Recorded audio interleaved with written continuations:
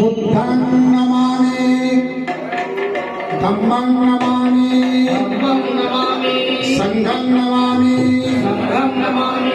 नमो तस्से भगवतो अरहतो सम्मा सम्बुद्धस्से नमो तस्से भगवतो अरहतो सम्मा सम्बुद्धस्से नमो तस्से भगवतो अरहतो सम्मा सम्बुद्धस्से नमो तस्से भगवतो अरहतो सम्मा सम्बुद्धस्से बुद्धं शरणं गच्छामि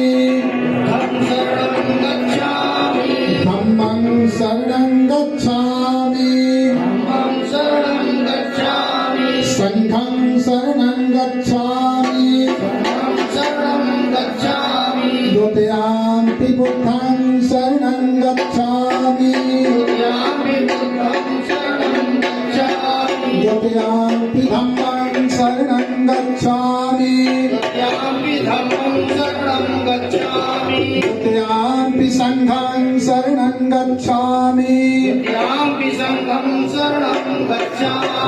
पाणातिपाता वेरमणि सिक्खापदं समादयामि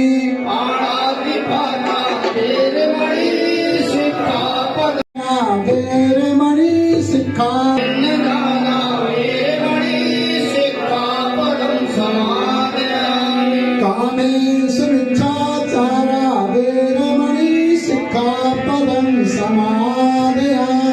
कामेषु मिच्छाचारा वेरमणि सिक्खापदं समादयामि मूसावादा वेरमणि सिक्खापदं समादयामि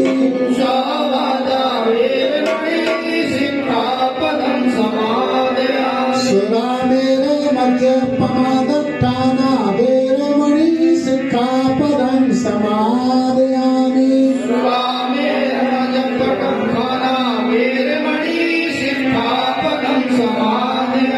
साधु साधु साधु भवतु सब मंगल रक्षन्तु सब देवता सब बुद्धानु सब धम्मानु सब संघानु भावेन सदा सुखी भवन्तु ते अभिवादन शीलस नित्यं भक्तापचायनो चत्तारो धम्मा वठन्ति आयुर्नो सुखं बलं आयुरोग संपत्ति सत् संपत्ति योजा ततो निब्बान संपत्ति इमिनाते समझतो साधु साधु साधु। डॉक्टर रामनगर वर्मा जी मुख्य भेद सेवानिवृत्त लेखक निर्देशक राजा संतोष का पाठ कर रहे हैं। इंजीनियर कमल किशोर सहायक अभियंता जी सुमित सिद्धार्थ गौतम भगवान बुद्ध का पाठ कर रहे हैं। श्री राजेश सुनील जी लेखाकार प्रधान पंच का पाठ अदा करेंगे। इंजीनियर प्रकाश अभय अभियंता जी राजा दंडपाणी डाकू अमीरबाई जी का पाठ करेंगे। इंजीनियर सुभाष चंद्र अभय अभियंता राजकुमार देवदत्त का पाठ करेंगे। Shri Kamlesh Kotla G T grade 1 राजा प्रसन्न जी का पाठ करेंगे। श्री राजीव कुमार लैब टेक्नीशियन असित मुनि संत भिक्षु का पाठ अदा कर रहे हैं। श्री शिशिर कुमार सहायक अध्यापक जो छंदक का पाठ करेंगे, जो भगवान बुद्ध का जो घोड़े थे उनका काम करेंगे। श्री मनमोहन सहायक मंत्री एवं सहायक का पाठ कर रहे हैं। श्री राजेंद्र कुमार समाजसेवी मंत्री एवं पंच का काम कर रहे हैं। श्री आशीष कुमार विद्यार्थी आप मंत्री एवं सहायक का पाठ अदा कर रहे हैं। श्रीमती रानी जी MA हाउस वाइफ जो है वो बहू रानी यशोधरा जी का पाठ करेंगे।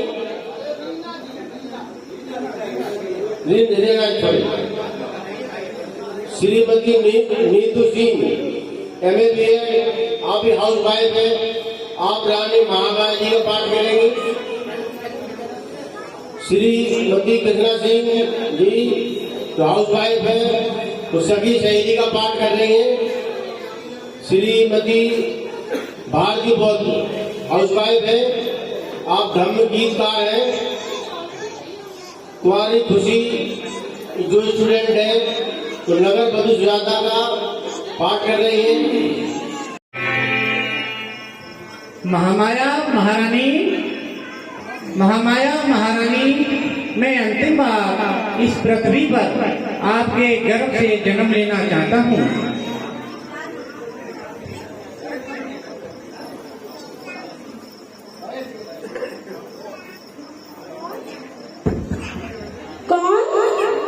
कौन है? हे भगवान, मुझे बहुत डर लग रहा है। आप जो भी हैं, प्रकट होकर अपने रूप में मेरे सामने आकर बात कीजिए। महारानी, मैं गौरक्षत हूँ। मैं इस पृथ्वी पर अंतिम बार आपके गर्भ से जन्म लेना चाहता हूँ। इस धरती पर रानी मुझको अब अत्याचार मिटाना है, और दया अनंत है दुष्टों का, उनका ही मान कटाना है।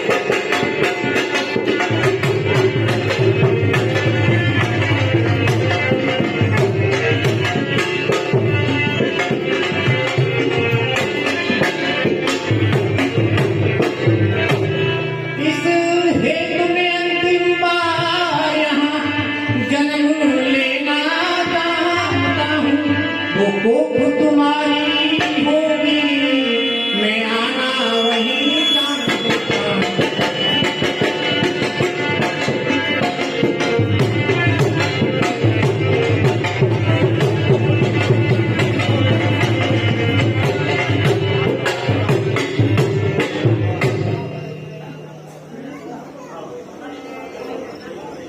महाराज, आप इस रूप में जन्म लेंगे तो लोग क्या कहेंगे?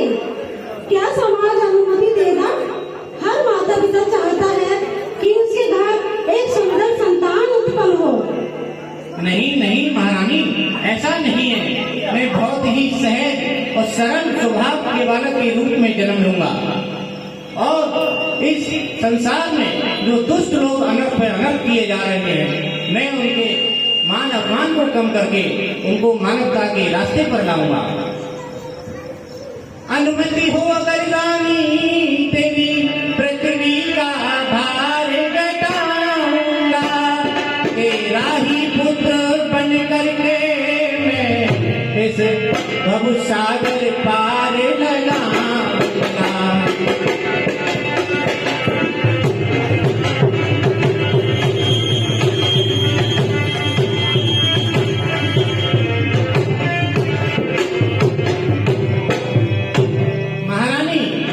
संसार में जो प्राणियों में दुख व्याप्त है, मुझे उनके दुख को दूर करके भव सागर के उस पार ले जाना है, और प्राणी मात्र में दुखों का दूर करना है, और मानवता के रास्ते पर सबको ले जाना है। अगर आपकी अनुमति हो, अंतिम बार मैं इस पृथ्वी पर आपके पुत्र के रूप में जन्म लेना चाहता हूँ, और सबका मंगल, सबका कल्याण हो, ऐसा कार्य मैं करना चाहता हूँ। ऐसा सौभाग्य मुझे दीजिए, अगर माता आपकी अनुमति हो। ठीक है भगवान, जैसे आपकी इच्छा। हमारे राज्य में निवास करने वाली प्रजा एवं शासन की व्यवस्था सभी सुचारू रूप से चल रही है।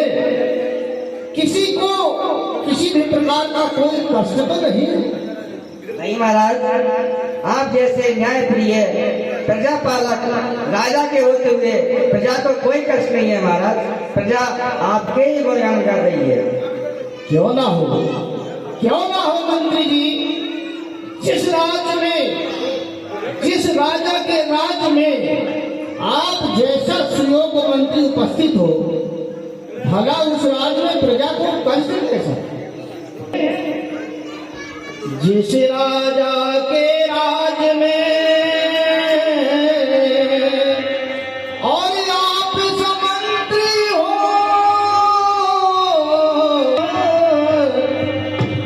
ताहि देश को जानिए प्रजा सुखारी हो। कहने का तात्पर्य ये, जिस राजा के राज में आप जैसा मंत्री उपस्थित हो, भला प्रजा को कष्ट कैसे हो सकता है? इसके अलावा मंत्री जी, राजा के भी प्रजा के प्रति कुछ कर्तव्य होते हैं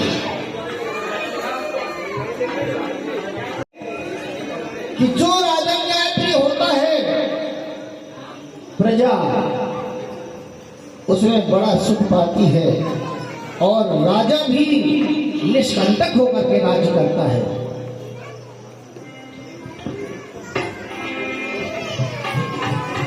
कहना है,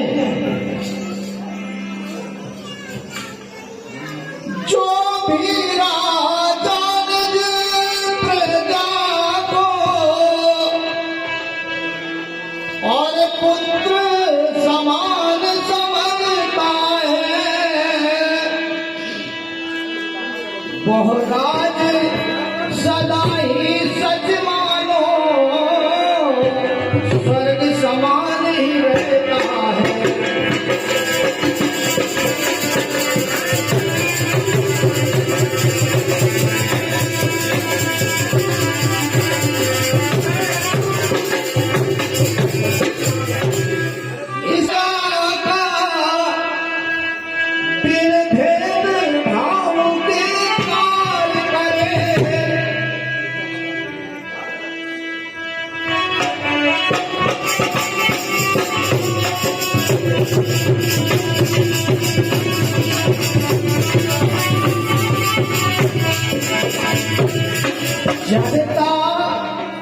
जनता ने वो पूजा जाए,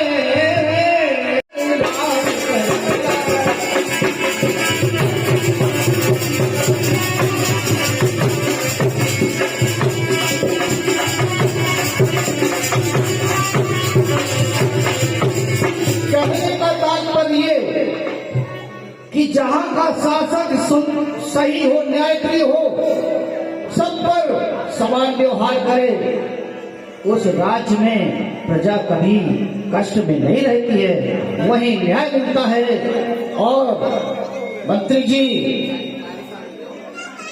इसके पश्चात मंत्री जी, हम अपनी प्रजा से बहुत ही खुश हैं। हमारी प्रजा हमको पिता तुल्य प्यार देती है और हम भी अपनी प्रिय प्रजाजन को पुत्रवत प्यार करते हैं। किंतु मंत्री जी महाराज, हमने 2-2 विवाह किए हैं और आज तक हमारे एक भी संतान उत्पन्न नहीं हुई। यद्यपि हमें संतान की कोई कमी महसूस नहीं होती, किंतु इतने बड़े साम्राज्य का उत्तराधिकारी कोई ना कोई तो होना ही चाहिए। इसलिए मंत्री जी, हम इसी चिंता में बड़े चिंतित रहते हैं कि हमारे पश्चात हमारे राज्य का क्या होगा। तो कहना है, और भक्ति सुनी सुनी लगे,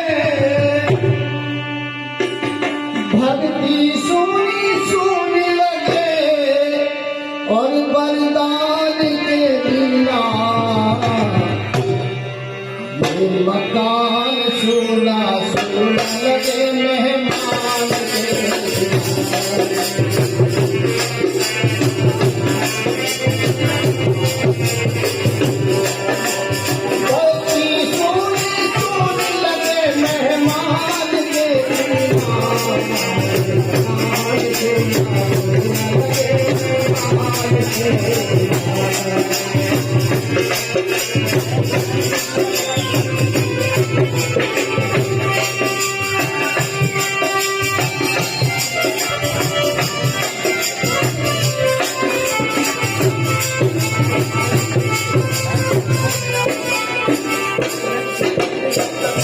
धरती सूरी पेड़ बिना और पेड़ दूना पात बिना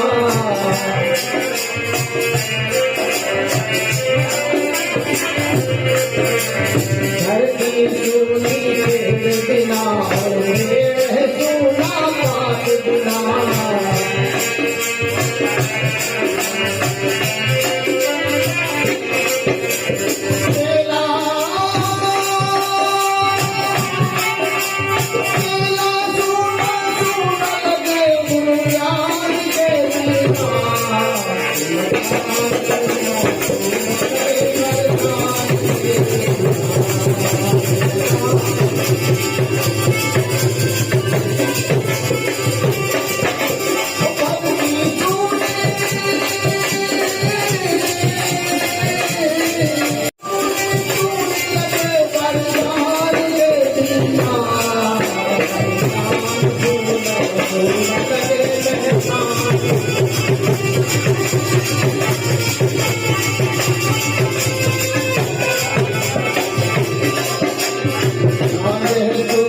रात बिना और रात है सोनी चांद बिना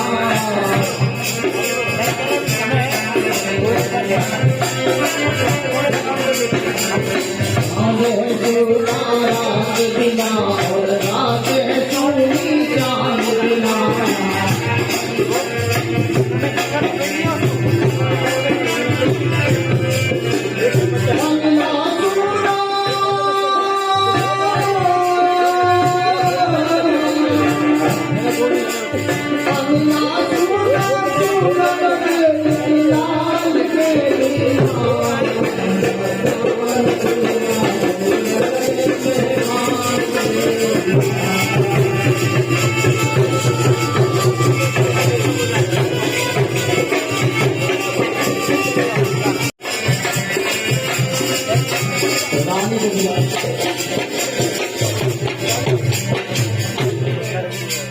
कहने का तात्पर्य कि हमारा अंगना बिना पुत्र के सीना सीना लगता है।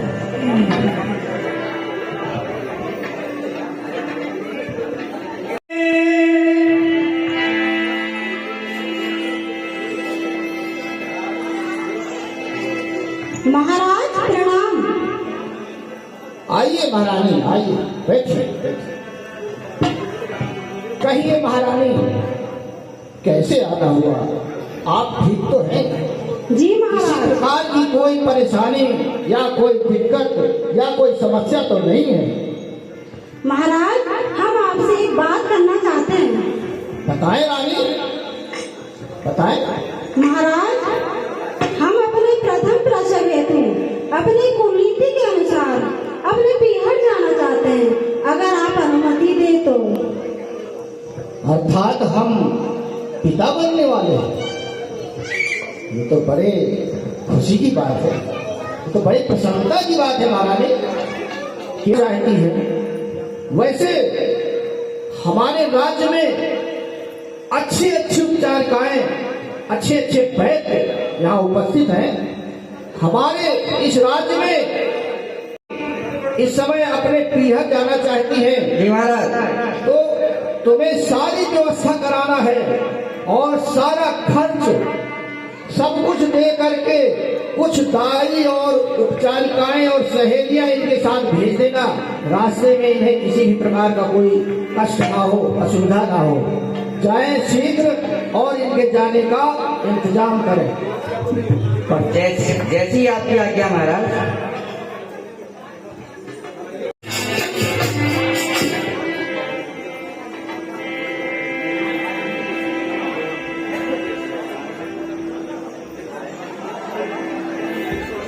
सखियों कितना सुंदर उपवन है।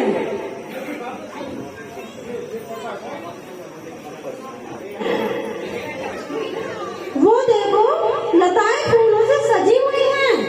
वो देखो कितना सुंदर सरोवर है।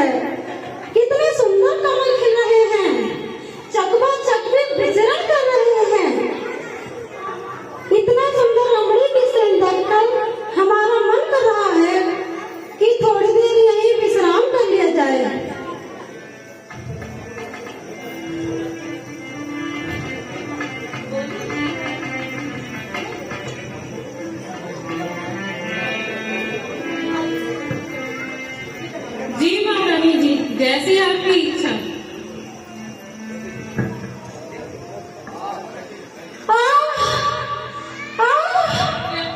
क्या हुआ आंटी? अत्यधिक पीड़ा हो रही है हमें सखी। लगता है हमारे प्रसव का समय आ गया है।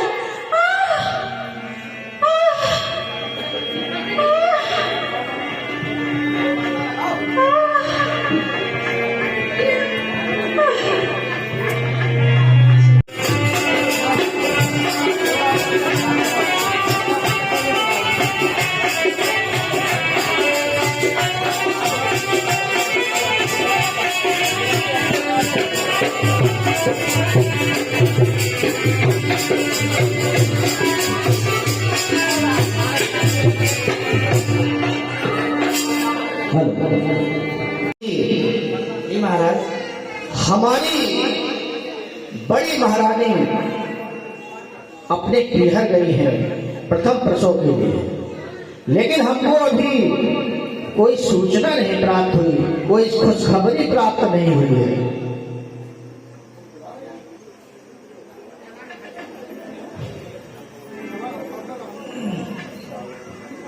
हाँ, कहो सखी, तुम तो बड़ी महारानी के साथ गई थी, कुछ खबर है क्या, कोई सूचना है क्या? हाँ महाराज, महारानी ने एक सुंदर पुत्र को जन्म दिया है। महारानी ने सुंदर पुत्र को जन्म दिया है। ये तो तुमने समाचार सुना करके हमको प्रसन्न कर दिया। जिसका इंतजार हमको बरसों से था, आज वो समय आ ही गया। आखिर हम भी संसार में पुत्र रत्न प्राप्त करने वाले महाराजा सुद्धोधन हो गए और हमारे राज्य में हमारा उत्तराधिकारी पैदा हो गया है। मंत्री जी जाइए और सखी को धन धान से पूर्ण करिए, किसी भी प्रकार की कोई कमी न रह जाए। जाइए सखी, आप जाइए, महारानी की देखभाल कीजिए। जैसी आज्ञा है। मंत्री जी जी महाराज, इधर आओ। सारे नगर में घोषणा करा दीजिए, सारे राज्य में घोषणा करा दीजिए कि हमें पुत्र रत्न की प्राप्ति, बंधन बार बंधवाए जाए और उत्सव गाने आज करवाए जाए। आज ही से घोषणा करा दीजिए कि हमारे नगर में, हमारे शहर में उत्सव मनाए जाए, मेले लगवाए जाए और पंचशील का पालन किया जाए। जाइए मंत्री जी, जाइए। जैसी आपकी आज्ञा महाराज।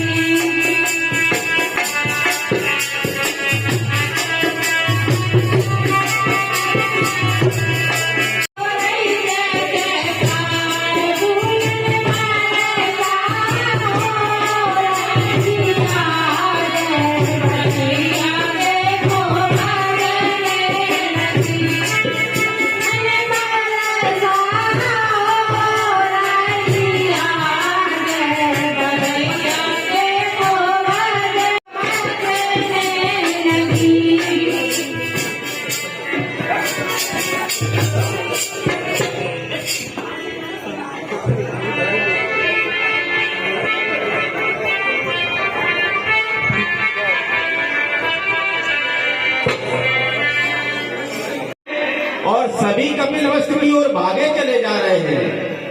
हमें समाधिष्ठ होकर ज्ञात करना होगा आखिर बात क्या है।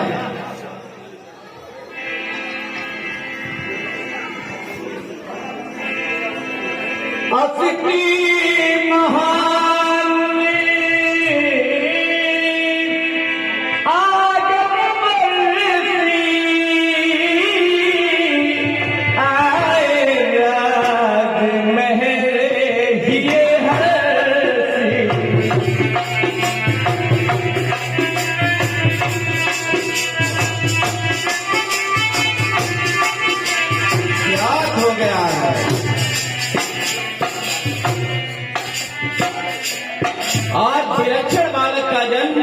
राजा शुद्धोधन के घर हुआ है। निश्चित रूप से यह बालक कोई साधारण बालक नहीं बल्कि तथागत बुद्ध है।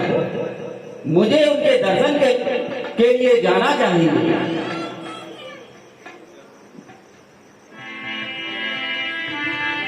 द्वारपाल जाओ और अपने राजन से कहो असित मुनि आए हैं और आपसे मिलना चाहते हैं। आज्ञा मुनिवर। क्या समाचार है? महाराज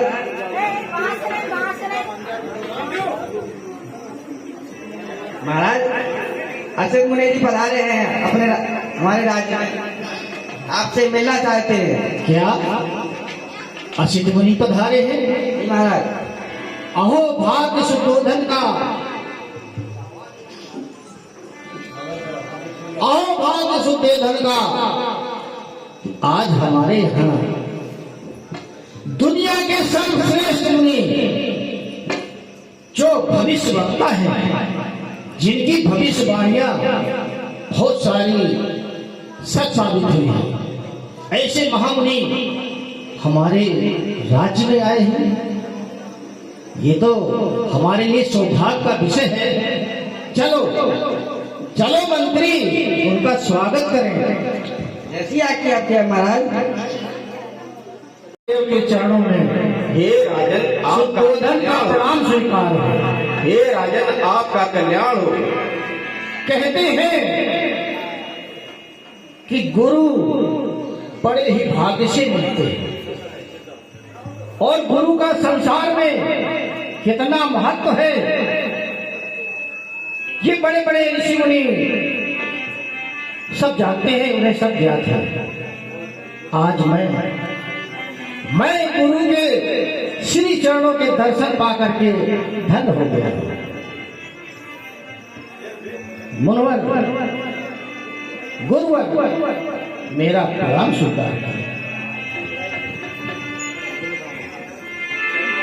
गुरुवर के चरणों में प्रणाम, ऋषिवर के चरणों में प्रणाम, चरणों की रज को है प्रणाम, रज के गण गण को है प्रणाम।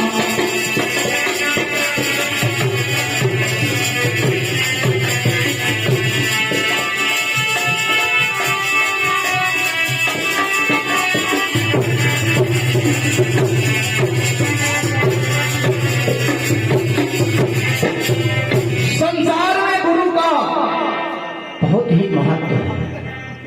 कहते हैं भजन बिना प्रभु ना मिले, संत बिना नहीं धाम, और पुत्र बिना पत ना मिले, गुरु बिन मिले न ज्ञान।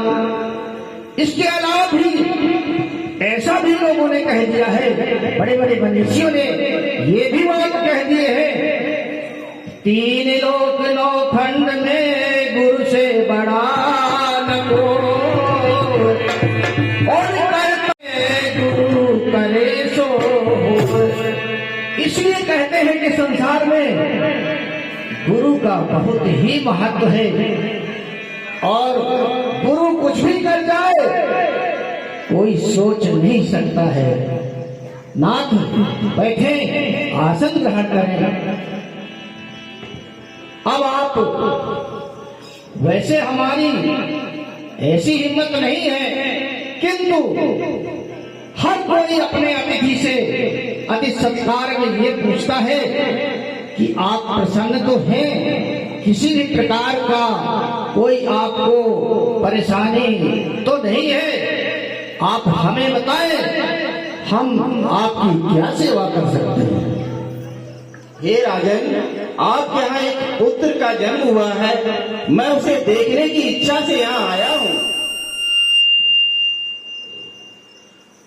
नाथ, पुत्र का जन्म हुआ है, आप पुत्र को देखना चाहते हैं, किंतु भगवान इस समय हमारा पुत्र सो रहा है, अभी अभी सोया है, और मेरा निवेदन आपसे यह है, प्रार्थना है कि आप थोड़ी देर इंतजार कर लीजिए, जब पुत्र हमारा जग जाएगा हम आपको दिखा देंगे। हे राजन, ऐसी दिव्य विभूतियां देर तक नहीं सोया करती, वे स्वभाव से ही जागृत प्रवृत्ति में रहती हैं। ठीक है नाथ, अगर आपका ऐसा ही आदेश है तो मंत्री जी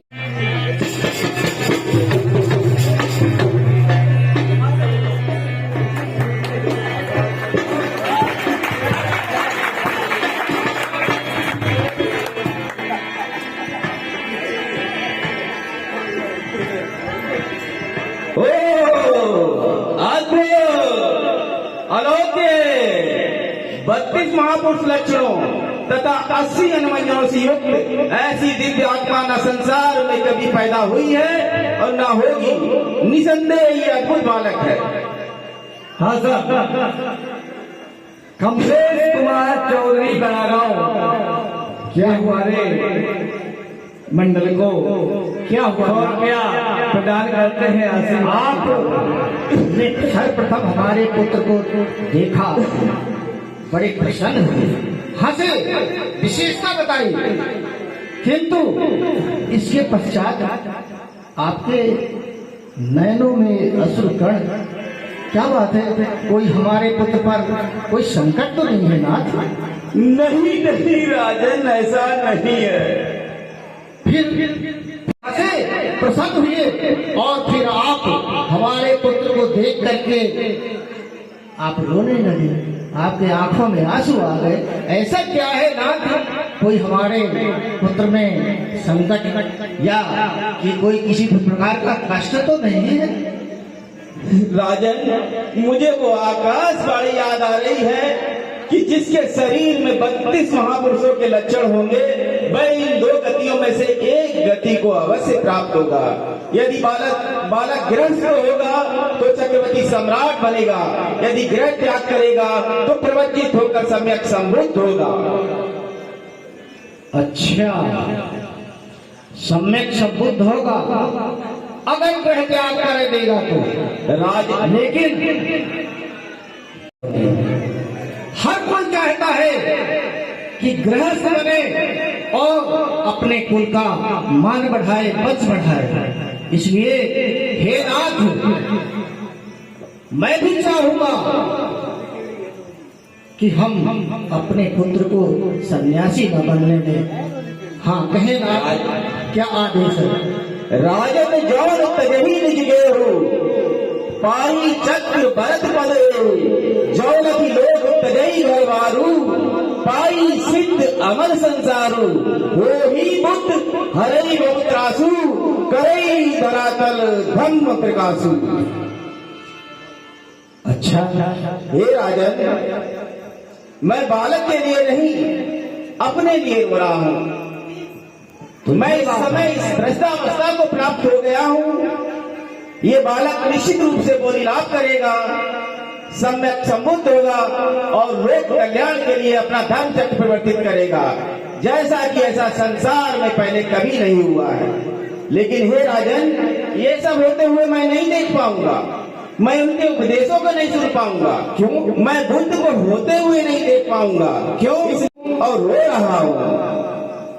आपके कहने का तात्पर्य है कि आप अब उम्र दराज हो चुके हैं, आप उम्र के उस पड़ाव पर पहुंच गए हैं कि जब ये बुद्ध बनेंगे तब आप नहीं देख पाएंगे, इस संसार में आप रहेंगे ही नहीं देखने के लिए। खैर, नाथ ये तो होनी है, ये तो सबके साथ होती है। आया है तो जाएगा राजा रघुपति, जो आया है उसे एक दिन अवश्य जाना है, तो ऐसी कोई बात नहीं है। किंतु नाथ, हम अपने पुत्र को सन्यासी, कोशिश भर हमारी यही रहेगी कि हमारा पुत्र सन्यासी ना बने, हमारा उत्तराधिकारी बने। किंतु नाथ, एक और निवेदन है आपसे कि अब हमारा पुत्र नामकरण संस्कार के योग्य हो गया है, इसलिए मेरा निवेदन है आपसे, प्रार्थना है कि आप हमारे पुत्र का, जैसा कि हमारे कुल में ऐसा नियम है, राजाओं के कुल में गुरु, ऋषि, संत आदि नामकरण संस्कार किया करते हैं, ऐसा हमारे यहाँ भी ऐसा नियम है। कुल रीत के अनुसार मेरा आपसे निवेदन है कि हमारे पुत्र का नामकरण संस्कार करने का कृपा करें। हे राजन, ऐसी महान विभूति का नाम रखना कोई साधारण बात नहीं है और न संसार में किसी की क्षमता है। किंतु मैं अपने विवेक से इस बालक का नाम इनके वंशानुसार इस बालक का नाम सिद्धार्थ, चूंकि इस बालक का नाम सिद्धार्थ, अतः इस बालक का नाम सिद्धार्थ गौतम रखता हूँ। नाम करे भले भूप करावा, नाम सुखरे से दास धरावा। आपकी महान कृपा नाथ, आप आए, हम बड़े कृतार्थ हुए।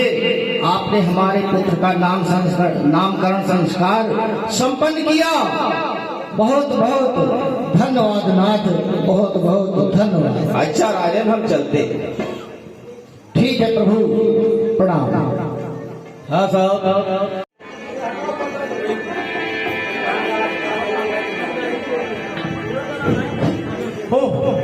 ये तो पंछी है।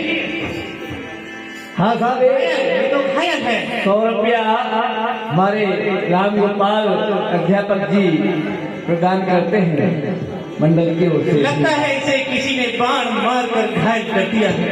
देखो कितना घाव हो गया है इसको, कितना खून बह रहा है, कितनी पीड़ा हो रही है इसको। इसे देखकर तो मेरा हृदय कष्ट में हो गया है, मुझे भी पीड़ा हो रही है। हे निर्दोष पंछी, तुम्हें किसने बाण मार कर घायल कर दिया? किस पापी ने बाण मारा है? उसे जरा भी रहम नहीं आया तुम पर बाण चलाते समय? उसने सोचा नहीं तुम्हारा क्या दोष है, तुम निर्दोष हो। देखो फिर आप चिंता न करें, धैर्य रखें, मैं आपके प्राण बचाऊंगा, मैं आपका उपचार करता हूँ, मरहम करता हूँ। हाँ, पहले जल पीजिए। हाँ, जल पीजिए। हे पंछी, जल। हाँ, धैर्य रखें, शांत हो जाए। अब आप सिद्धार्थ गौतम के पास है। अब वो पापी आपका कुछ नहीं बिगाड़ पाएगा। अब आपके प्राण संकट में नहीं है, मैंने आपके प्राणों की रक्षा की।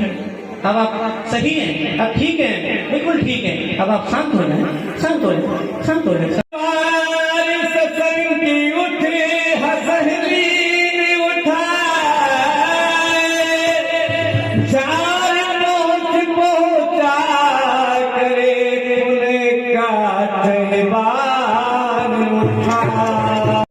मेरे बाण से घायल हुआ पक्षी तो सिद्धार्थ आप लिए बैठे हो। ये मेरे बाण से घायल हुआ है, ये मेरा शिकार है। लो इसे मुझे दो, ये मेरा शिकार है। मैं नहीं दे सकता, ये पंछी मैंने पाया है, मेरे पास है, मैं इसे आपको नहीं दे सकता। मुझे पता है तुम जन्म से ही आलसी हो, बिना परिश्रम के ही दूसरों का माल लेना चाहते हो।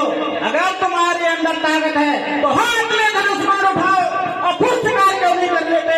लो ये मुझे दो। नहीं, मेरा बच्ची है। नहीं, कदापि नहीं दूंगा, चाहे मेरी जान चली जाए, मैं ये हंस आपको नहीं दे सकता। अरे तुम तो बाबा पाखंडी की तरह घूमते रहते हो, न तो कोई काम काज करते हो, पिताजी के नाच हाथ नहीं बटाते। इसीलिए मेरी बात मानो, जिस तरीके से मैंने पक्षी को घायल किया है नहीं नहीं, कदापि नहीं दूंगा। इस हंस का मैंने उपचार किया है, घायल अवस्था में मुझे मिला। देखो बेचारे को कितनी पीड़ा हो रही थी, आपको जरा ध्यान नहीं। मैंने इसके प्राण बचाए, अब मैं इसे आपको कैसे सौंप दूं? नहीं, कदापि नहीं दूंगा। अगर तुम ये घायल पक्षी मेरा शिकार मुझे नहीं देना चाहते हो तो तुमको मुझसे युद्ध करना पड़ेगा। अगर तुम जीत गए तो ये पक्षी तुम्हारा, नहीं तो ये शिकार मेरा।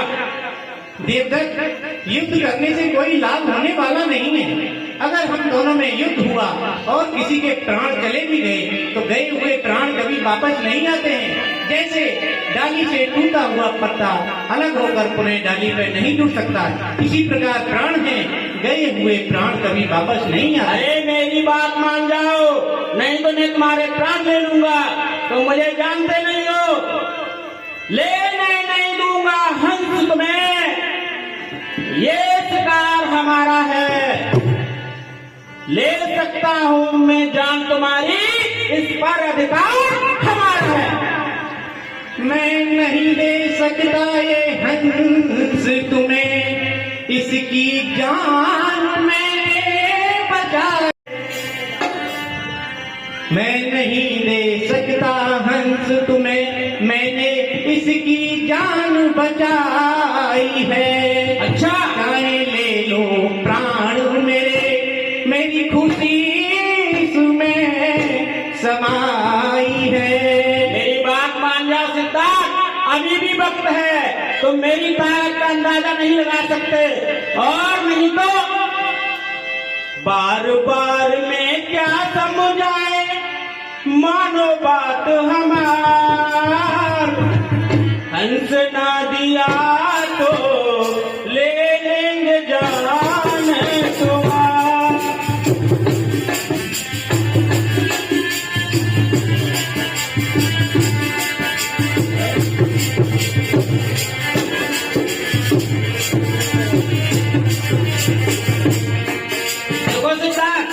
न तो तुम मुझसे युद्ध करना चाहते हो और न ही मेरा शिकार वापस देना चाहते हो, तो चलो ठीक है, पंचों की सभा में निर्णय के अनुसार पक्षी का जो मालिक होगा उसको दिया जाएगा। चलिए ठीक है, चलो न्याय पंचायत में चलते हैं। जो पंच सभा निर्णय लेगी वो मुझे मान्य होगा।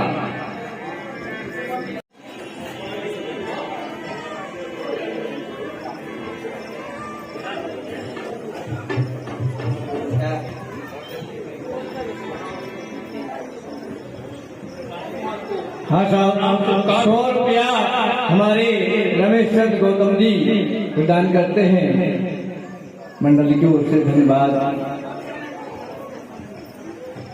राजकुमार जी, कैसे आना हुआ आप लोगों को?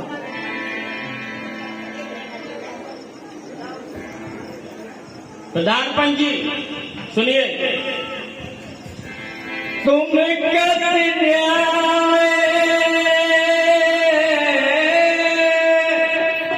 सभा में आए,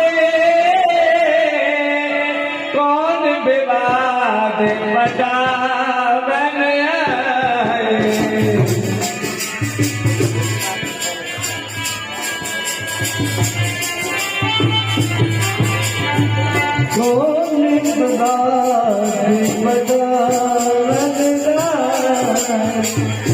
कहिए राजकुमार जी, न्याय सभा में आपका कैसे आना हुआ? कहीं कोई लड़ाई झगड़ा तो नहीं हुआ है? अगर हुआ है तो आप सब कुछ सच सच और सब बताइए, तभी आपको सच्चा और अच्छा न्याय मिल पाएगा। सुनिए प्रधानमंत्री जी, देख उड़त नभुवंश कतारा,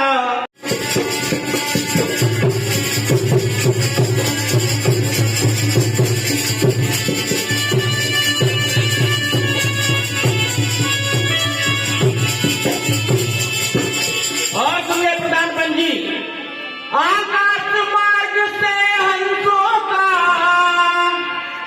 एक झुंड वहां पर आया था। मैंने तत्काल धनुष बाण उन पर ही निशाना साधा था।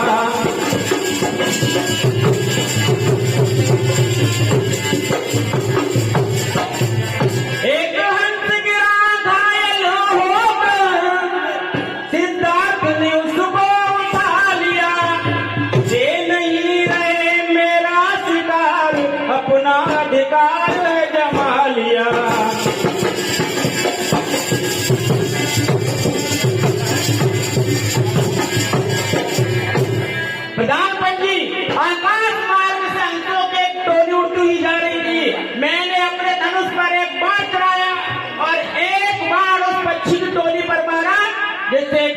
घायल होकर जमीन पर गिर गया। सिद्धार्थ ने उसको उठा लिया। अब वो कह रहे हैं ये पक्षी मेरा है, जब मेरे बाढ़ से घायल हुआ ये शिकार पक्षी मेरा है, अब वो मुझे देना नहीं चाहते, आप ही इसका निर्णय करें। राजकुमार सिद्धार्थ जी, आप बताएं बात क्या है? प्रधान मंत्री, मैं उपवन में टहल रहा था, अचानक देखता हूँ कि एक पंछी घायल अवस्था में दर्द से तड़प रहा है। मैंने उसको उठा लिया और अपने हृदय से लगा लिया। मुझ पर उसका दर्द देखा नहीं गया और मैंने उसका उपचार किया, उसके घाव को भरा। इस तरह में अब ये देवदत्त कहते हैं कि ये हंस मेरा है, जबकि मैंने इसके प्राणों की रक्षा की। प्राणों की रक्षा करने वाला प्राण लेने वाले से हमेशा बड़ा होता है और उसी का उसका उपचार होना चाहिए।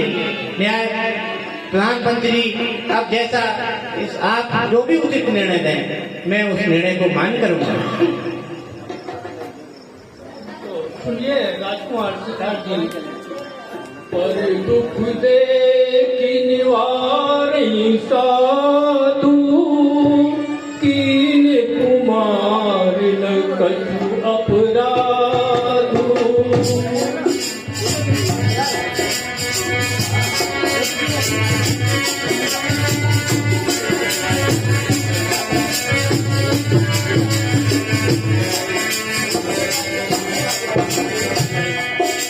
वादी न दोष लगावे कोई, पंचायत का निर्णय है कि हंस कुमार सिद्धार्थ ने बचाया है तो हंस कुमार सिद्धार्थ को ही मिलेगा। जैसा आपका निर्णय है, हम उस निर्णय को मान करते हैं प्रधान मंत्री।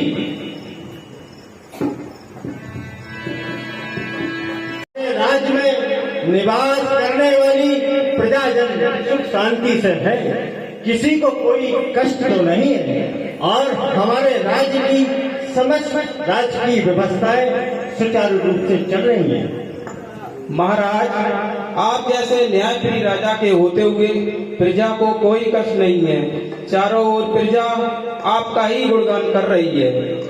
मंत्री जी, जैसा कि आपको ज्ञात है, हम अपनी प्रिय पुत्री यशोधरा के स्वयंवर की रचना करना चाहते हैं। इसीलिए आप जाइए, हमारे पड़ोसी राज्य के राजाओं को और प्रजाजन को सूचना देकर आमंत्रित कीजिए। जैसी आज्ञा महाराज। अवश्य। हाँ साहब, इसी क्रम में श्री आसाराम जी दिनकर जी शक्ति नगर वालों की तरफ सुनो सुनो, समस्त उपस्थित प्रजाजन को सूचित किया जाता है कि हमारे राज्य की राजकुमारी यशोधरा जी के स्वयंवर की रचना की गई है। देश देशांतर से राजकुमार आएंगे। राजकुमारी यशोधरा जी जिस किसी राजकुमार के गले में वरमाला डाल देंगी, उन्हीं राजकुमार के साथ में राजकुमारी जी का विवाह संपन्न कर दिया जाएगा।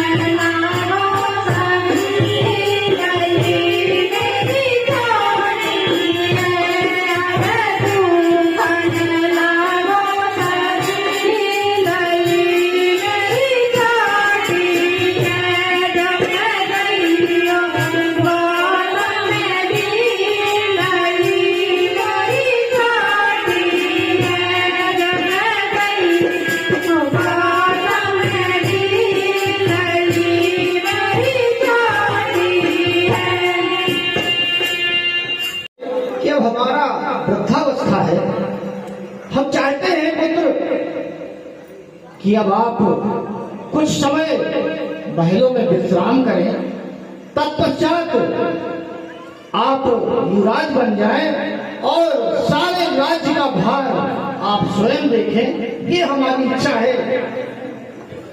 क्षमा करें पिताजी, मैं नगर भ्रमण करने की मेरी इच्छा है। मैं देख हाँ हाँ, क्यों नहीं, मैं भी चाहता हूँ कि आप जाइए, नगर भ्रमण कीजिए, पूरे राज्य का भ्रमण कीजिए, ताकि आपको पता तो चले कि हमारे राज्य में निवास करने वाली प्रजा कैसे रहती है और सुख में है या दुख में है, आपको ये सब देखना है। आप भ्रमण करके आइए। मंत्री जी, हाँ जी, हेलो मंत्री जी,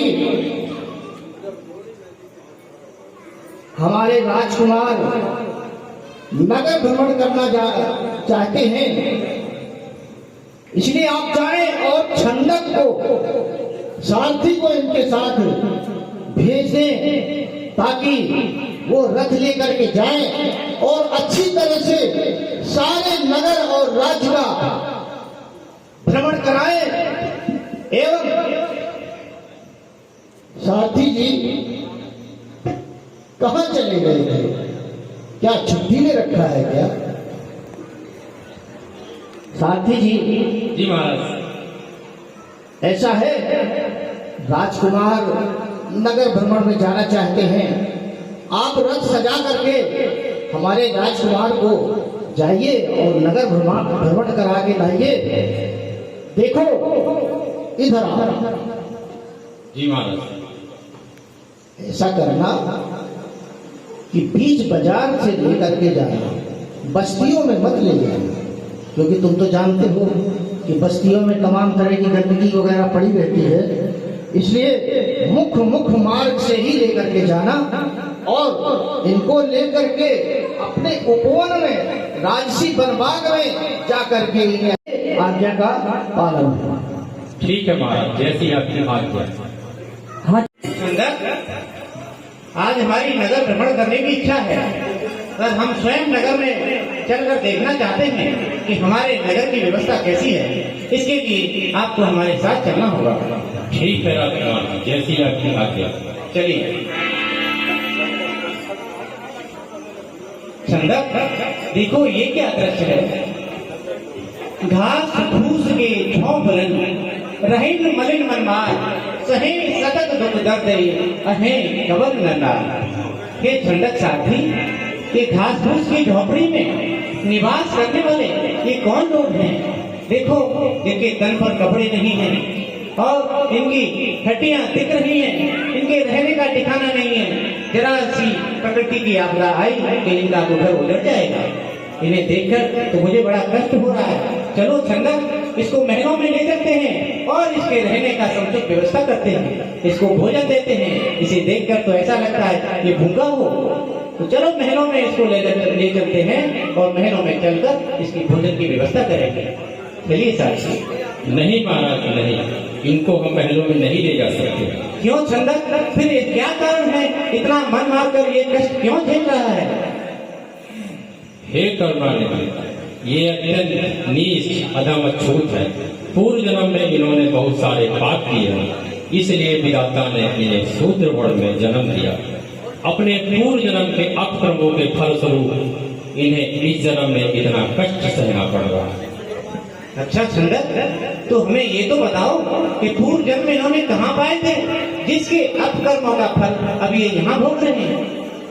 हे राजकुमार, मैं बिल्कुल अज्ञानी और आपका प्रश्न बहुत जटिल है। इस प्रश्न का उत्तर इस संसार में जब कोई बुद्ध अवतार नहीं वही दे पाएंगे। यह मेरे बस की बात नहीं। ऐसी बात है, चलो आगे चलते हैं। चलिए। चंदक, देखो हमें फिर कोई दृश्य दिखाई दे रहा है। पुरुष विलक्षण को यह आयही, जाय बिलो ये विकल उर्दयही, सेतु परे तन कारण केशु, दातन एकम ताम देशु। हे छंदक, ये कौन विचित्र व्यक्ति है जिसके मुख में एक भी दांत नहीं है, और देखो इसके बाल कितने सफेद हो गए हैं, इसकी हड्डियां दिख रही हैं, इसका शरीर पृथ्वी से झुका जा रहा है, ये ठीक से खड़ा भी नहीं हो पा रहा, छड़ी का सहारा लिए हुए है। ये कितना कष्ट क्यों झेल रहा है, क्यों दुख में इतनी स्थिति क्यों है इसकी? सारथी, इसे देखकर तो मेरा हृदय बड़ा कष्टमय होता है। क्या है सारथी, मुझे बताइए इसके बारे में, ऐसा क्यों कष्ट झेल रहा है? हे राजकुमार, ये संसार का प्राकृतिक नियम है। सर्वप्रथम बच्चा जन्म लेता है, सैसों व्यतीत होने पर बचपन आता है, बचपन के बीतने पर जवानी, जवानी के पश्चात जो बुढ़ापा आता, जो मनुष्य के तेज बल प्रताप और बुद्धि को छीड़ कर देता है, और पल दो पल का साथ है केवल दुनिया रे बसेरा।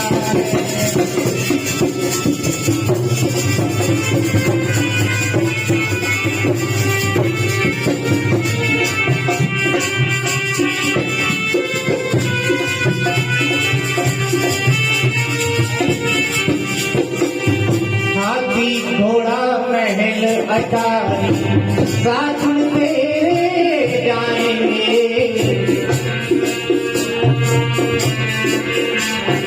साथ में तेरे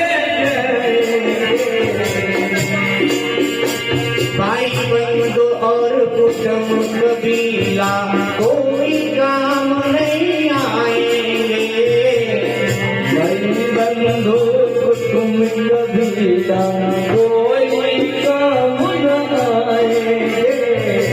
अरे बस का बेटा दरिया है, बस का बेटा दरिया है, जिसका नहीं किनारा है, पल दो पल का साथ है केवल दुनिया रैन बसेरा है, पल दो पल का साथ है दुनिया में।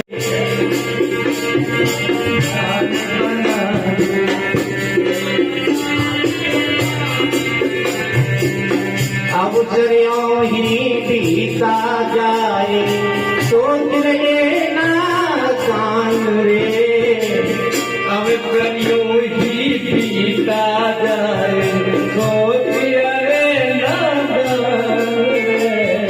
अरे चिंतन से घरे हुए थे, अरे चिंतन से घरे हुए थे, ज्ञान का अमृत पीना है, पल दो पल का साथ है केवल दुनिया में बसेरा है, पल दो पल का साथ है तेरा, ये तो रहे बसेरा।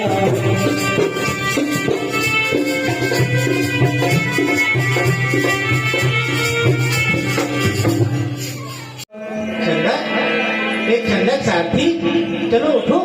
कौन? मैं सिद्धार्थ राजकुमार। इतनी रात में राजकुमार जी? जी चंदक, चलिए हमें रात्रि में ही हमें निकलना है। कहाँ चलना है? चलिए आप हमारे साथ तो चलिए। ठीक है, चलिए। चंदक, रुकिए, देखिए ये प्राकृतिक सौंदर्य से भरा हुआ ये स्थान है, हमें यही अपने राजसी वस्त्र आभूषणों का त्याग करना चाहिए। ये सुंदर जगह है, रमणीय स्थान है, यही स्थान हमारे वस्त्र आभूषण त्याग के लिए ये उचित रहेगा।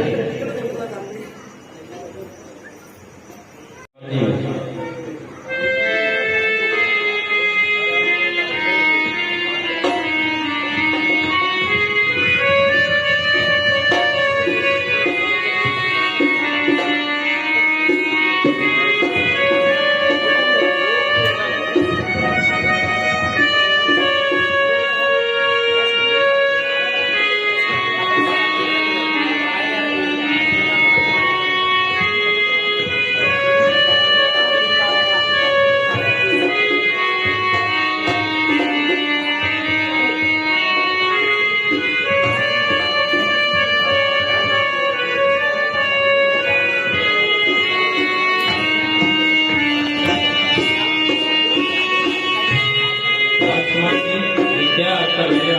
मेरी तो कुछ समझ में ही नहीं आ रहा है। छंदक, आप चिंता न करें, धैर्य रखें।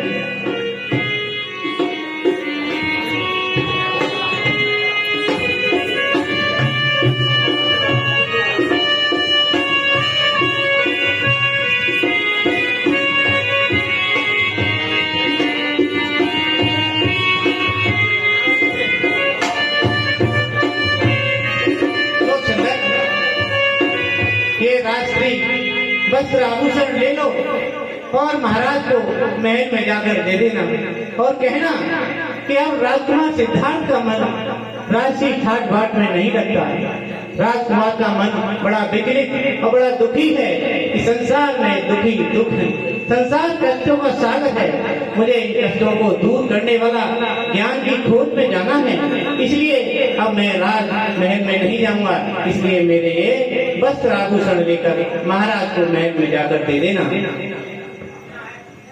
हे राजकुमार, जिस प्रकार पपीहे को स्वाति के जल का ही सहारा, उसी प्रकार आप मेरे सर्वस्व। हे जलपालक, आप मुझे आप अपने चरणों में रहने दें। मैं आपकी सेवा करता रहूंगा। मैं महाराज के पास कौन सा मुंह लेकर जाऊंगा? नहीं नहीं, विचलित न हो। ये जप और तप ध्यान और ये संन्यास, ये तो एकांत की अवस्था है। इसे तो एकांत में ही प्राप्त किया जा सकता है, इसलिए मुझे किसी सहायक की रखने की आवश्यकता नहीं है। मैं ये जप और तप एकांत में ही करना चाहता हूँ। आप निश्चिंत होकर जाएं और महल में महाराज की सेवा करना, राजकाज में हाथ बटाना। आपको दुखी होने की आवश्यकता नहीं है। मुझे पता है आपको बहुत पीड़ा हो रही है, लेकिन पीड़ा मुझे भी है संदक कि मैंने प्राणियों का दुख देखा। नगर भ्रमण के दौरान मैंने देखा कि प्राणियों में कितना कष्ट है, लोग कष्टों से जूझ रहे हैं। मुझे इनके दुखों को दूर करने का ज्ञान खोजकर ही वापस लौटना है। आप निश्चिंत जाइए और महल में महाराज की सेवा करो और उनका राजकाज में हाथ बटाइए। ठीक है राजकुमार। कहो संदक, क्या बात है? बड़े उदास दिख रहे हो। क्षमा करें महाराज, मुझसे बहुत बड़ा गुनाह हो गया। गुनाह हो गया? क्या कहते हो चंदन? तुम तो हमारे बड़े प्रिय हो, बड़े हमारे विश्वास पात्र हो। तुमसे तो भूल कुछ हो ही नहीं सकती है। बताओ क्या भूल हो गई? क्यों क्षमा मांगते हो? आज रात में राजकुमार सिद्धार्थ मुझे अपने साथ जंगलों में ले गए। अच्छा? और अपने राज्य की सीमा के पार जाने के बाद उन्होंने राजसी वस्त्र और आभूषण उतार दिए और अपने केस काट डाले। उसके पश्चात कासाय वस्त्र पहन लिए और ये वस्त्र आभूषण आज आपको देने के लिए दिए।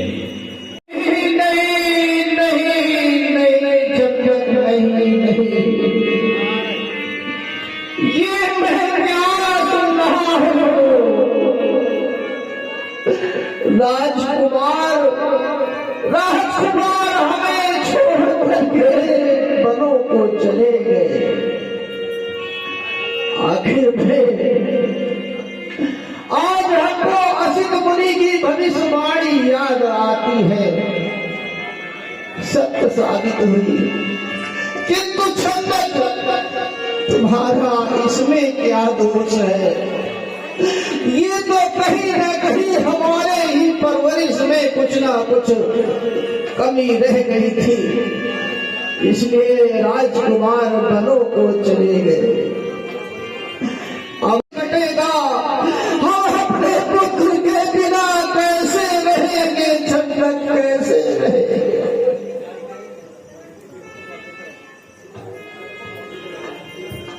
अरे पुत्र, कम से कम विचार किया होता कि अब तुम अकेले नहीं थे, तुम्हारे साथ तुम्हारी भार्या, तुम्हारा पुत्र राहुल भी था।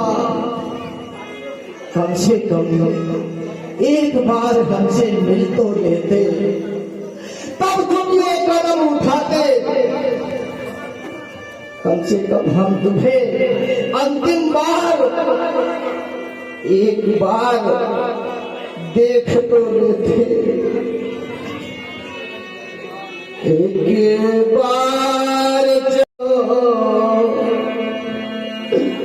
एक बार चले आओ, आकर के चले जाना।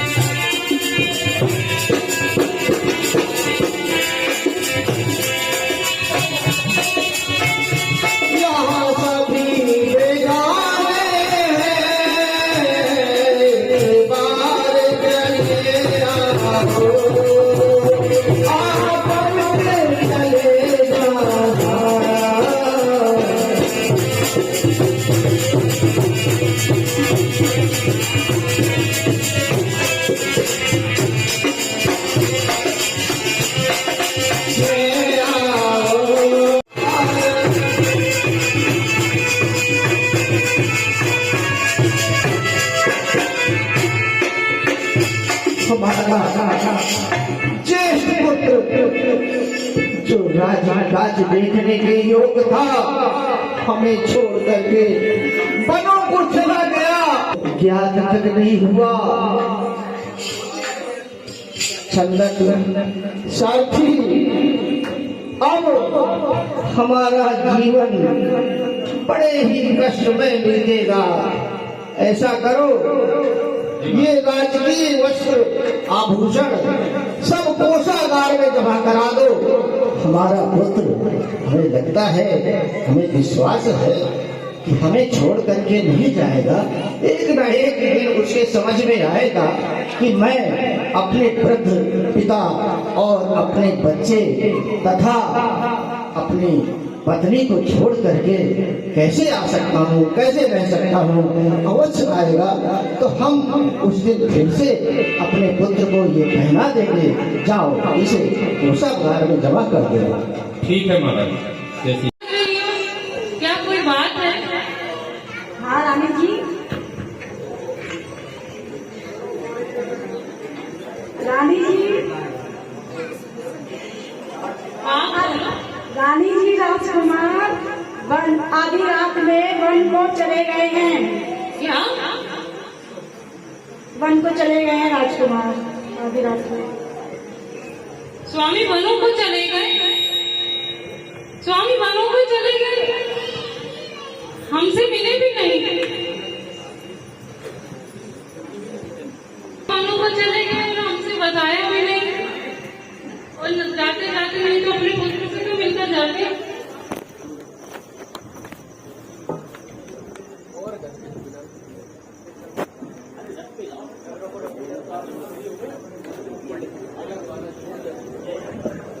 धैर्य रखिए रानी जी, राजकुमार जल्दी ही वापस आ जाएंगे।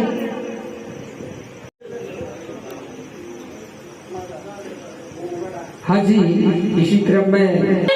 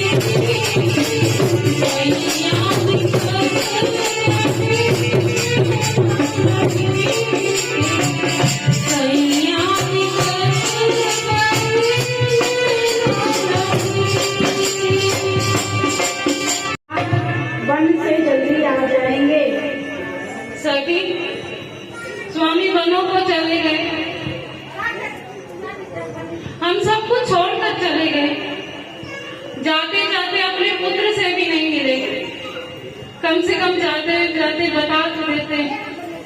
तुम्हें पता है ना, पति के बिना नारी का जीवन कितना कष्टदायी होता है। पति के बिना नारी के जीवन में पल पल कष्ट से भरा होता है। हाँ जी। सोना मंदिर बिन परमेश्वर, सोना मंदिर ऊना बिना लार, सोना बिना पति संसार है, सोना बिना पति संसार। बिन परमेश्वर सोना मंदिर, बिन परमेश्वर सोना बिना आधार, सोना पति बिना संसार, पति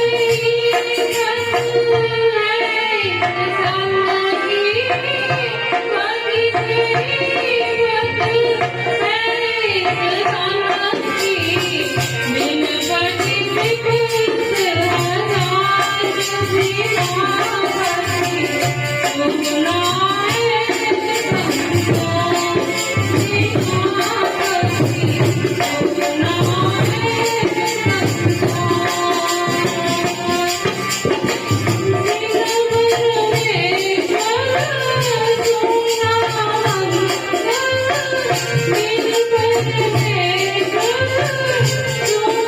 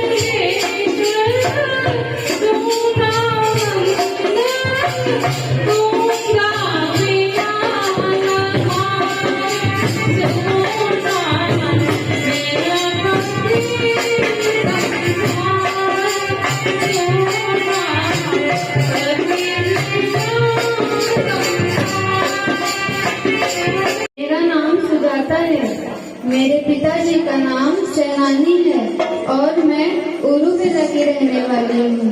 मेरी आपसे यह प्रार्थना है कि यदि मेरी मन्नत पूरी होती है तो मैं प्रतिवर्ष इसी स्थान पर आपको कुछ न कुछ भेंट चढ़ाया करूँगी। हाँ साहब।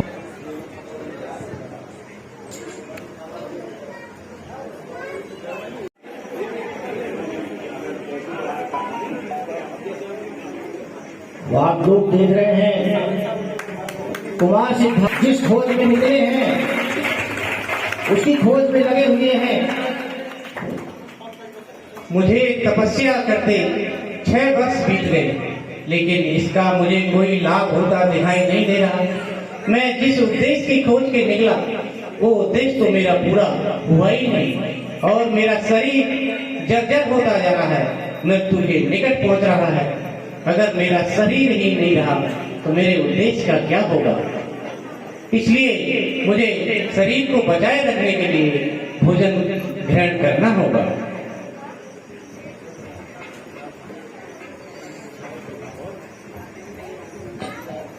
हैं? ये क्या? आज तो स्वयं निग्रोध जी यहाँ आए हैं। ये तो चमत्कार हो गया। प्रणाम निग्रोध देवता।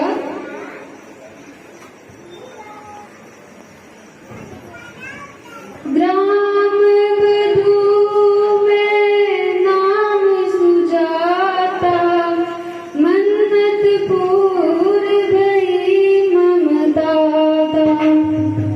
हे स्वामी, मेरा नाम सुजाता है और मैं इसी ग्राम की ग्राम बधू हूँ। मैंने जो मन्नत मांगी थी वो पूरी हो गई है।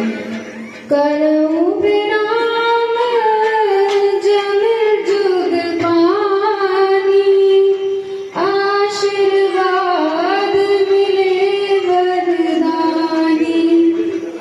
भोजन दान गई अब आजू, निज जन करे कृतकाजू। मैं अपने दोनों हाथ जोड़कर आपको प्रणाम करती हूँ। हे वरदानी, आप मुझे अपना आशीर्वाद दीजिए और मैं ये खीर आपके लिए लाई हूँ। इसे स्वीकार करें और मुझे अपनी दासी मानकर मेरा कल्याण करें।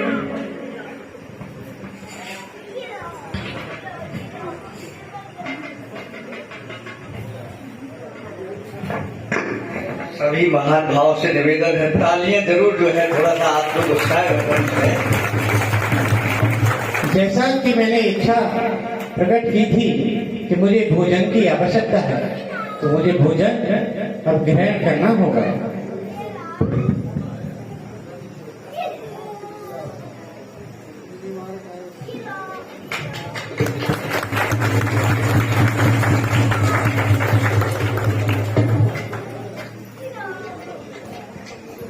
भोजन ग्रहण करने के पश्चात मुझे प्राप्त हो गया है। अब मैं संसार के दुखों को दूर कर सकता हूँ, उनका कल्याण कर सकता हूँ, मानवता का रास्ता दिखा सकता हूँ।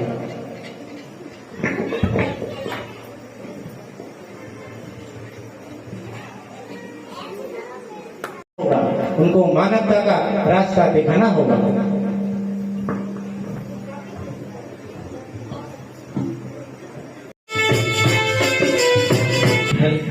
महाराज की जय हो, महाराज की जय हो, महाराज की जय हो। प्रसन्न रहो सेवक। मंत्री जी। जी महाराज। हमारे राज्य में निवास कर रही प्रजा सुखी तो है? महाराज, आपके जैसे न्याय प्रिय, धर्म प्रिय और कर्तव्यनिष्ठ राजा के होते हुए राज्य में कोई संकट आ सकता है भला? महाराज, राज्य में सब कुशल मंगल है, बस एक छोटी सी समस्या है महाराज। अच्छा मंत्री जी, अगर हमारे प्रांत में प्रजा की अगर कोई समस्या है तो वो प्रजा की नहीं, समस्या राजा की है। इसीलिए आप बिल्कुल संकोच मत कीजिए और समस्या को विस्तार पूर्वक बताइए। आखिर मेरे राज्य में ऐसी कौन सी समस्या है? महाराज, हमारे गुप्तचरों से हमें पता चला केवल नाम का डाकू आ गया है जो बहुत ही खूंखार है। वह राज्य के किसी भी व्यक्ति को अगर जंगल के रास्ते में पा लेता है तो वह उसका वध कर देता है महाराज, और वध करके उसके हाथ की उंगली को काट कर अपने गले की माला में पिरो लेता है महाराज। उसका इतना दुस्साहस मंत्री जी कि वो हमारे प्रांत में आकर के वो हमारी प्रजा को हानि पहुंचा रहा है। ऐसे कैसे उसका दुस्साहस है? आखिर आपने गुप्त सूत्रों से क्या पता चलाया है कि वो बंद करके और उंगली काट करके अपने गले की माला में पिरो लेता है? आखिर वो ऐसा क्यों कर रहा है मंत्री जी? महाराज, हमारे गुप्तचरों ने हमें बताया है डाकू है जो कि राज्य में अपनी दहशत, अपना भय फैलाने के लिए और प्रजा को डराने के लिए ऐसा कुकृत्य कर रहा है महाराज। अच्छा, वो अपनी बहुत बड़ी भूल कर रहा है कि राजा प्रसन्न देश के प्रांत में अगर वो प्रजा को भयभीत करेगा तो इसका परिणाम अच्छा नहीं होगा। सुनिए मंत्री जी। जी महाराज। उस पापी को मुझको मंत्री अब सोपुर में पहुंचाना है।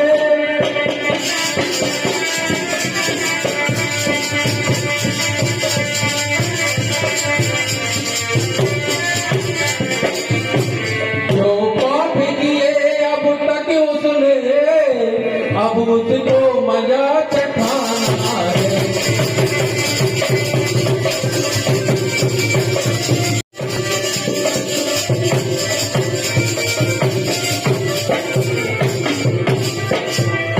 मंत्री जी, आप बिल्कुल चिंता न करें, अब उसका अंतिम समय आ चुका है। उसने अभी तक जितने पाप किए हैं उसका नाश करने का अंत आ चुका है। सुनिए मंत्री जी। जी महाराज। हम स्वयं जंगलों में जाकर उसको मार के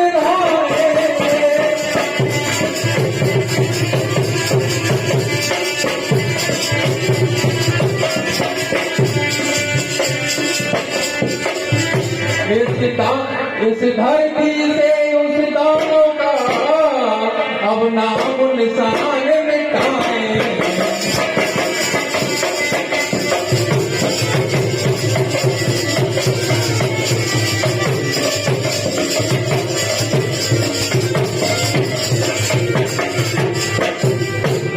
मंत्री जी, आप प्रजा में, प्रांत में सूचना भिजवा दें। किसी प्रकार की भयभीत होने की जरूरत नहीं है और हम उसको मारने के लिए हम स्वयं जंगलों में चलेंगे। एक बात ध्यान रखना, हम लोगों को जो काम करना है इतनी योजनाबद्ध तरीके से करना है कि भविष्य में हमारी प्रजा की, हमारे प्रांत की जन की हानि ना हो सके।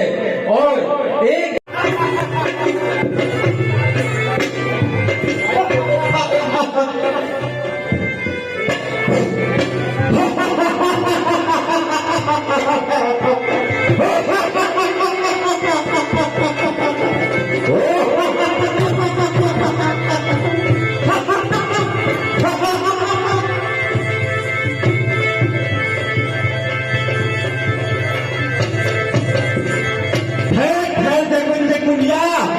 संसार को ठगने वाले मुंडन, ठहर जा, तू बिना डरे निर्भीक होकर यहाँ चला रहा है। मेरी अवज्ञा करके कहा जा रहा है जीवनदारी। अरे तेरी जीवनदारी, ठहर जा, तू बड़ा ही नादान और नासमझ लग रहा है। अब तेरे सर पर बड़ा संकट आ गया है, तू फिर भी अन्याय बना हुआ है। अरे ठहर जा, अरे बुद्धिहीन, तुझे नहीं पता तेरे सर पर बड़ा संकट आ गया है। मैं अंगुली मार तेरा काल बनकर आ गया हूँ। तू निरंतर ही चला जा रहा है, तुझे मृत्यु का भय ही सता रहा है। बच्चन हूँ। चलायमान तो तुम ही देते हो, तुम स्वयं ठहर कर देखो तो मुझे ठहरा हुआ दिखाओगे। मेरी ललकार सुनकर लोग कांप जाते हैं, जड़ हो जाते हैं और धरती पर नाच लगा लगा के अपने प्राणों की भीख मांगते हैं। ओ, ये तो बड़ा अच्छा लग रहा है। इसका प्रभाव भी बड़ा विलक्षण है। इसको देखने से तो मन में बड़ी शांति हो रही है। अच्छा अंगुलीमाल, तुम सारे क्रोध, सारे संकोच छोड़कर बताओ आखिर करना क्या चाहते हो? मैं तुम्हारे प्राण लेना चाहता हूँ और तुम्हारी गर्दन काटना चाहता हूँ। गर्दन काट कर, एक उंगली काट कर मैं अपनी माला में परोना चाहता हूँ। अच्छा, मैंने सुना है, मैंने तुम्हारा बड़ा नाम सुना है, तुम बड़े बलवान हो। साल भर में लोगों की हत्या कर देते हो और उनकी उंगलियों की माला, हाथ काटकर उनकी उंगलियों की माला अपने गले में परो लेते हो। तो मैं तुम्हारी एक परीक्षा लेना चाहता हूँ। कौन सी परीक्षा लेना चाहते हो? देखो, वो सामने एक वृक्ष का पेड़ खड़ा है, उसकी डाली से तुम्हें एक पत्ता तोड़कर लाना है। जाइए। अरे वृक्ष क्या, एक तना क्या, पत्ता क्या, एक डाली क्या, क्या पत्ता तोड़ने की बात करते हो? जाइए तो सही। अच्छा, मुझे इसकी अंतिम इच्छा भी पूरी करना है तो पत्ता तोड़ना ही पड़ेगा। हो।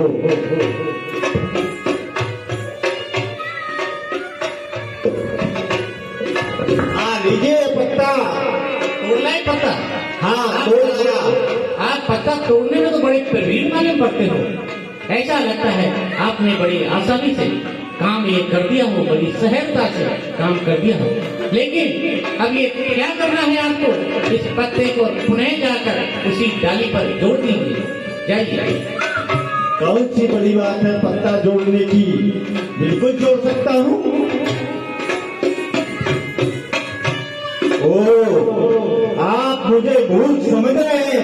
डाली से टूटा हुआ पत्ता क्या पुनः फिर से जोड़ सकता है क्या? हुआ पत्ता नहीं जोड़ सकता।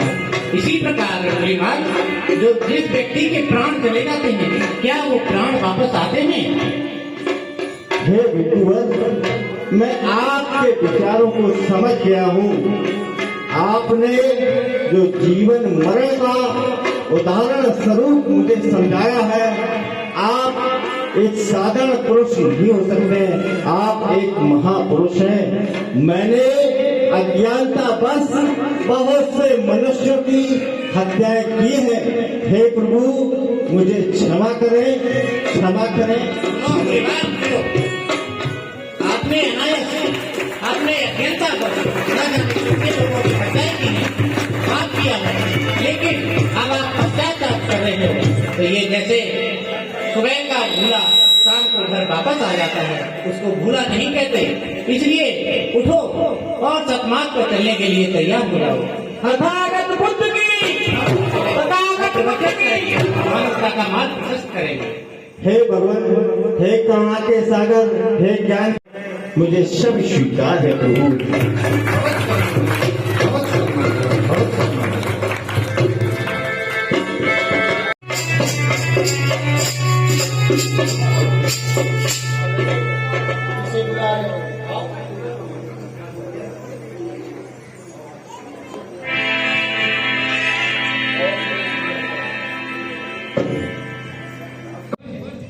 जब तक ये डाकू अंगुलीमाल जीवित है, जब तक इस कौशल नरेश की देश की भलाई और प्रजा को कैसे शांति मिल सकती है? हे भगवान। अच्छा राजन, अगर अंगुलीमाल आपको चीवर धारण किए हुए आपके समक्ष प्रस्तुत हो जाए तो आपकी क्या प्रतिक्रिया होगी राजन? कैसा फील करेंगे? हे भगवान, अगर ऐसा लाभ प्राप्त हो जाए तो हमारी स्थायी शांति प्राप्त होगी और हमारा दुख दूर होगा और हमारे प्रांत की प्रजा को निर्भय होकर के निवास करेगी। और यहाँ तक कि नहीं, अगर ऐसा परिवर्तन होता है तो हम उन मुनिवर के चरणों में नतमस्तक होकर के प्रणाम करूंगा। ठीक है राजन, ऐसी बात है तो चलो अभी हम बिच्छू नीलिमाल को आपके समक्ष प्रस्तुत करते हैं। आइए बिच्छू, चलिए राजन के समक्ष प्रस्तुत हो जाइए।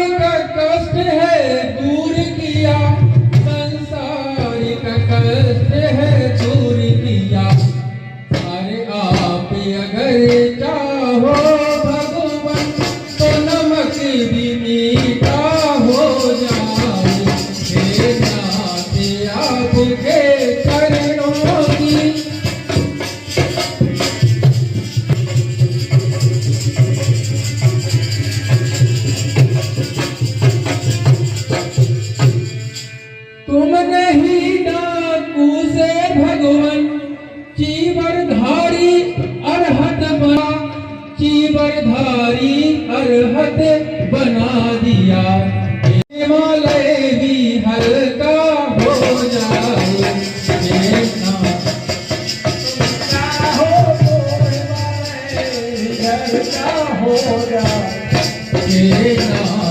आपके चरणों की कृपा जिस पर भी हो जाए।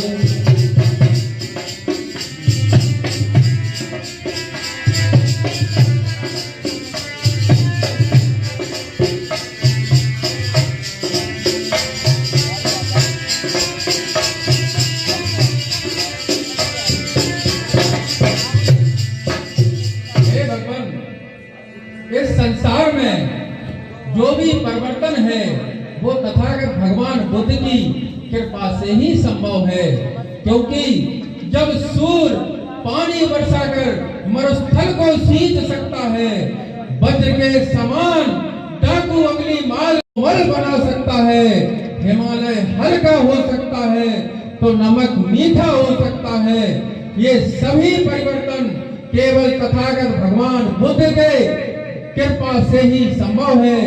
इसीलिए हमारे देश की प्रजा से राजा विसर्जित अनुरोध करना चाहता है कि बौद्ध धर्म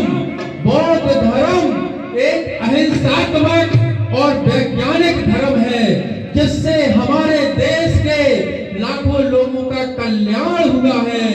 इसीलिए हमें अपना और अपनी समाज का कल्याण चाहते हैं तो हमें भगवान बुद्ध का धर्म, बौद्ध धर्म अपनाना होगा, उनकी विचारधारा पे चलना होगा। सबका मंगल हो, सबका कल्याण हो। सभी लोग नारा लगाएंगे, तथागत भगवान बुद्ध की, भगवान बुद्ध की, तथागत भगवान बुद्ध की। बाबा साहब, जब तक सूरज चांद रहेगा, जब तक सूरज चांद रहेगा, जय भीम, नमो बुद्धाय। और जैसा भी लगा हो आप लोगों को, लेकिन अभी ये सब बच्चे नए नए हैं और हमें तो बड़ी प्रसन्नता है कि झांसी से हमारे जज साहब भी पधारे हुए हैं हमारा मनोबल बढ़ाने के लिए, और उनके साथ आए हुए समस्त मेहमानों का मैं हार्दिक स्वागत अभिनंदन करता हूँ। और भविष्य में जिसको भी ये कार्यक्रम बुद्ध लीला कराना हो, हमें केवल आने जाने का खर्च चाहिए, क्योंकि आने जाने के लिए हम लोग थोड़ा सोचते हैं कि अगर आप लोग हमें आने जाने का खर्च देंगे तो आपका भी एक थोड़ा सा सहयोग हो जाएगा। बाकी हमारे सभी अधिकारी कर्मचारी और हमारे अधिकारियों की कर्मचारी जो पत्नियां हैं, कोई बड़े कलाकार नहीं हैं, किंतु ये भगवान बुद्ध की सेवा में ये संकल्प हमने किया है कि हम भगवान बुद्ध का धर्म जो है आगे बढ़ाएंगे। इसी उद्देश्य को लेकर के हमने ये बुद्ध लीला का संचालन किया है। माननीय हमारे सुगत बुद्ध विहार के भंते कुमार कश्यप के चरण कमलों के आशीर्वाद से ये सब हम आगे कर पा रहे हैं। और 9 तारीख में हमारा सम्राट अशोक का नाटक बिल्कुल तैयार है। अगर आप लोग आए और देखें, जरूर आए। हम तो सबको आमंत्रित करते हैं कि 9 अक्टूबर को आप सभी बुद्ध विहार पानीछा आए और 9 तारीख को हमारा सम्राट अशोक का नाटक देखें। समय शाम 5 बजे से हमारा नाटक शुरू हो जाएगा, तो आप आए अवश्य। मेरा आपसे सबसे निवेदन है, हाथ जोड़कर प्रार्थना है, आग्रह है